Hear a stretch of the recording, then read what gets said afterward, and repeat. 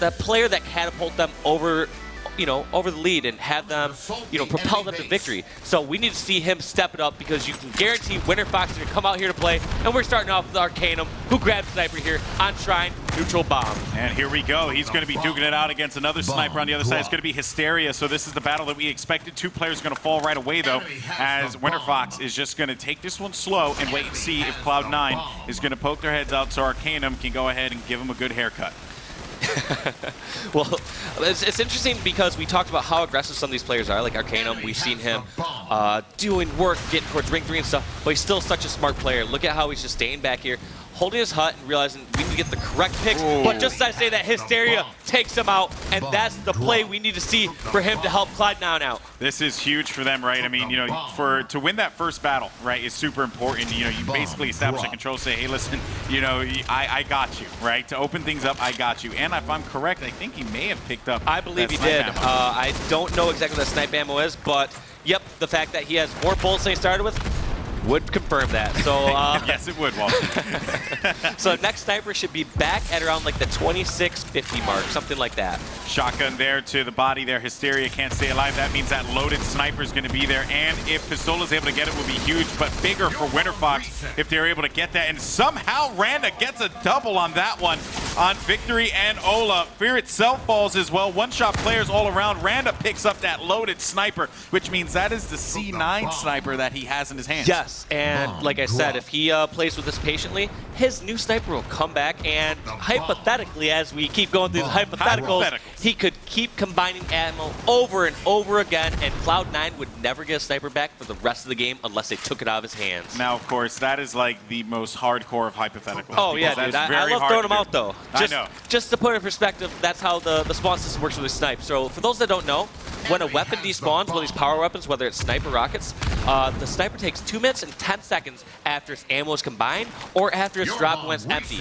So right now, I would like to see Random be a bit more passive because if he pushes up and gets the Sniper up, he's going to give up so much map presence, and he just died right there. So this is going to be huge if Arcanum win this battle and possibly grab the Sniper rifle. And that's the player you want to have the Sniper rifle with, man. Arcanum is the kind of player that when he gets hot, it's disgusting, the things that he could do. And he has good position as well. And that player actually is aware, but Art can't stay alive. Luckily for them, that Snipe's going to stay on their side. Randa and the crew are just converging all over C9, and C9 now is in a bad position. One player's going to be by the BR. That's going to be Fear itself. Noob looking to do something here alongside with his teammates, and this could very well be a plant, but Winterfox, though, has to back away as Cloud9 has other plans. They're stopping this push, but Noob has an opportunity here to at least put some damage and allow his teammate Randa to get that flank. And look what they're doing. Unlike their last match, they're clearing out the snipe hut before they go for the arm. Last time, they just tried to dogpile on the bomb and force it, and instead they said, guess what? Last time, they were able to bank frag grenades and stop us. So this time,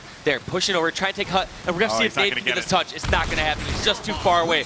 But still, they're in a good position because they have map presence over on the Cloud9 side of the map. Yeah, that is very important. I mean, C9 is going to have to force their way out from hut, but it is doable, though, right? Keep that in mind, though. Noob has the bomb by hut, so I may have spoken a little too soon on that. Miranda has the sniper rifle for Winterfox, and he's trying to line up a shot. Gets the body, not the head, though. And now Randa backing away, taking his time with this as he needs those shields to regenerate. And Cloud9 is going to start moving that bomb over to the Winterfox side of the map. Yeah, it just seems so interesting. Like, Winterfox, they know they need to take Snipe Hut, but it seems like if they don't have the option to push over towards Snipe Hut. So, for example, when there's players at Cloud9 in the Snipe Hut, they opt to go through rocks and then try to flank through their flag. So it's weird because we see a lot of these other teams where they just go straight from ring or straight from carbine over to enemy snipe hut. But Winterfox pushes as fast as they possibly can towards the enemy side of the map and then eventually swoops around towards the snipe hut. I also want to talk about that clear too. Randa really heads up on him, right? Could have worried about the player on the sniper. Instead decided to take out the player on ring 3. And he thought, you know what, I have a teammate there, he can kill him. And oh, beautiful headshot right through the cracks. Finds another player there with the assist. That's going to be Noob, who ends up getting that kill on Victory. Still, those shots were super effective. And Randa just, he wanted to give him a good shaving, but it was not going to be the case there, as he will have to drop back, or Noob will have to drop back, and Naded has the bomb in hand. Now, this is an interesting play because on one hand, I like Naded being aggressive, trying to move the objective up. But one of the things that it seems like Winterfox has been struggling with is knowing when to be aggressive with the objective and when not to be.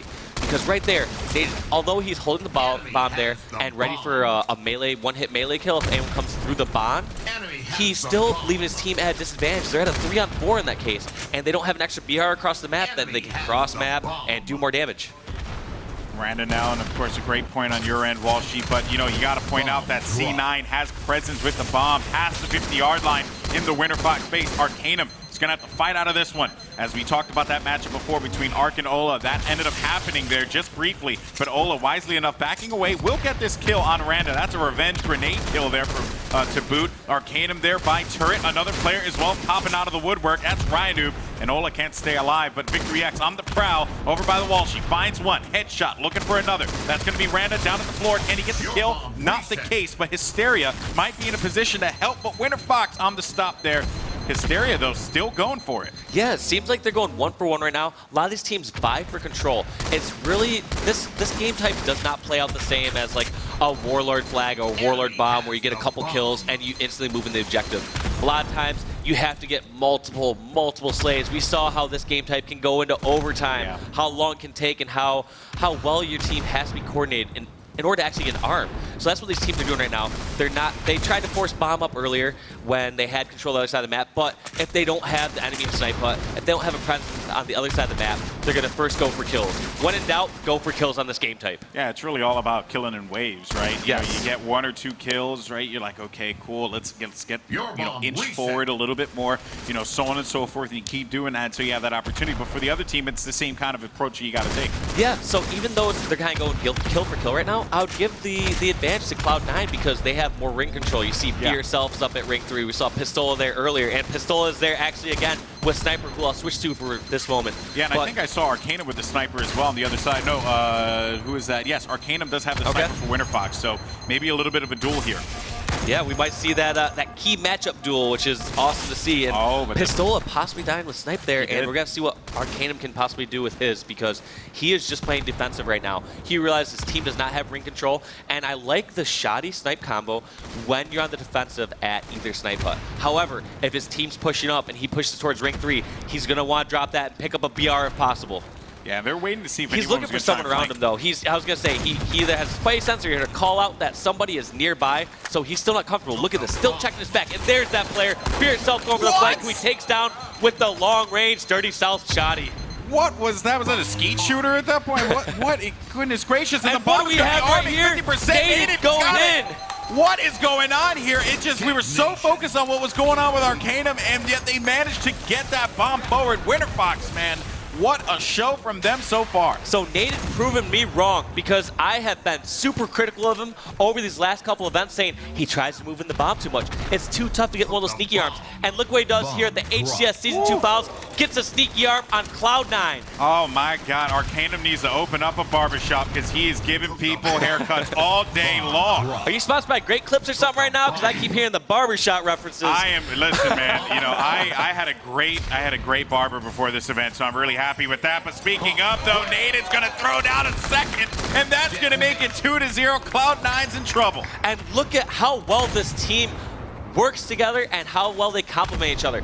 You see the players like Naded and Ryanoob pushing up, being distractions, moving up the objective, and it opens up perfect opportunities for players like Arcanum and Randa just to have free reign to move across the map and get all the slays that they want. And here's another thing too. So, a couple players, I would say I've made a few incorrect calls. A couple players, a couple times I made a few incorrect calls about Naded in particular. Really looking for Naded to be an X factor with slaying and all that. No, he actually doesn't need to do that here. You mentioned that he gets a little antsy with the bomb, but the thing is that you have to keep in mind, right? And what is going on? No, okay, he got tagged. He got tagged. But this is so this is what situations. First off, I was supposed to be like, dude, fool them 3 times. That's Cloud9, complete bald then. Yeah. But this is one of the times that I see Winterfox being in a clear lead. I mean, there's only 5.5 minutes until overtime. Why doesn't Nate just drop the bomb and go for slays? Because it's so difficult to already arm a bomb in this, but if you put Nate's BR across the map, just have him slain, it's going to be so tough for Cloud9 not only to get all the kills, but they have to get the kills and move the bomb across the map. Yeah, it's very tough there, and Winterfox is just, playing on a different level at this point. Looking over here, Naded ring 3 has control. You know, Nade's flying in, but he's not going to concern himself with that because, you know what, he's just establishing that presence, but smart enough from C9 to shut that down.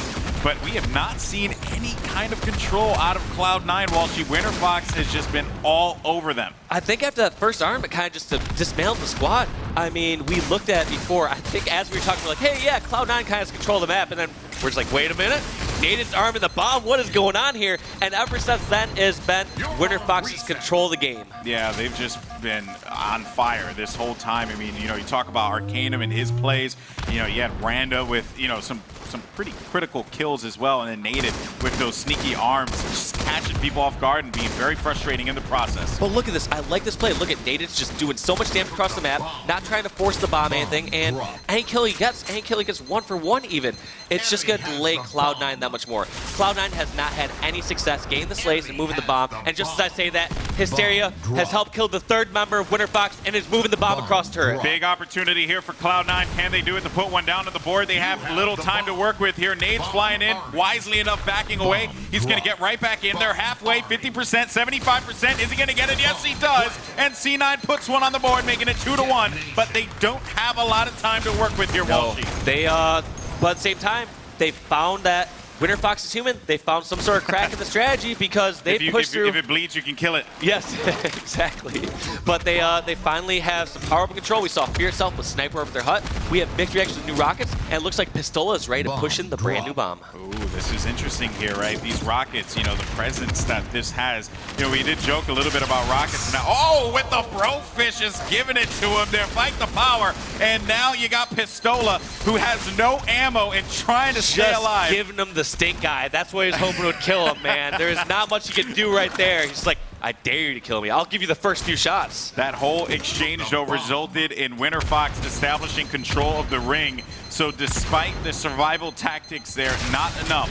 Arcanum shooting a rocket for good measure. Look at where Naded has that bomb. So now I like the sneaky play to a degree, but at the same time, right now, he is relying on his teammates to win a 3-on-4 Slayer match because they're eventually going to spot him.